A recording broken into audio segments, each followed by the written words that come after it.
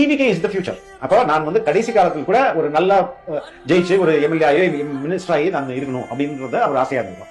எல்லா விதத்திலுமே TVK is a better choice for Sengottaiyan. அதனால தான் அதை தேர்வு செய்யறாரு. தாவேகாவுக்கு என்ன லாபம் அப்படின்னா ஒரு மூத்தவர் நம்ம கூட இருக்கணும். Okay, is a veteran politician. I think 9 முறையோ 10 முறை எம்எல்ஏ வந்திருக்காரு. ரெண்டாவது, இது எல்லாத்தையும் விட அவர் மேல கடந்த 5 ஆண்டுகள்ல எந்த ஊழல் குற்றச்சாட்டுகளும் இல்லை. அவர் மேல ஒரு ஊழல் குற்றச்சாட்டு இருந்தது, அதையும் அதுல வந்து நீதிமன்றம் அதுல வந்து அவரை விடுவிச்சிருச்சு. அப்படி இருக்கும்போது அவர் கிளீன் மேனா இருக்காரு. அதுவும் one of the reasons why they have opted செங்கோட்டையனை எதுக்கு அவங்க சேர்த்துக்கிட்டாங்கன்றது. தாவேகால எதுக்கு தாவேகா சேர்த்துக்கணும்ல, அப்ப ஏன் சேர்த்துக்கிட்டா அவருக்கு ஒரு கிளீன் இமேஜ் இருக்குல்ல, அதுவும் ரொம்ப முக்கியம். இதனாலதான் ரெண்டாவது அவருக்கு வந்து ஒரு கிளீன் இமேஜ் இருக்கு. அவர் வந்து ஒரு எக்ஸ்பீரியன்ஸ் பர்சன். அவருடைய அந்த அனுபவம் வந்து இவர்களுக்கு உதவும். இதுதான் வந்து 2 பேருக்குள்ள அந்த கிவ் அண்ட் டேக். ஓகே, ஒரு மீமா கூட பாத்துருப்பீங்க. எப்படி திடீர்னு நமக்கு இவ்வளவு ஃபேன்ஸ் சொன்னாங்க செங்கோட்டையனே கேட்கிற மாதிரி.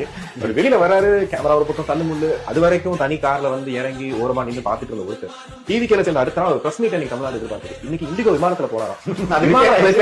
செங்கோட்டையன் சென்ற விமான விபத்து ரிப்பேர் அளவுக்கு அப்படின்ற அளவுக்கு பேசுறாங்க. திடீர்னு ஊடக வெளிச்சம் இல்லைங்க, அது செங்கோட்டையனுக்காக அந்த கிடைத்த ஊடக வெளிச்சம் இல்ல. விஜய் அதாவது தாவேகாக்காக. தாவேகால இன்னைக்கு எது நடந்தாலும் பெரிய செய்தி ஹெட்லைன், அதாவது கண்டினியூஸ் லைஃப்.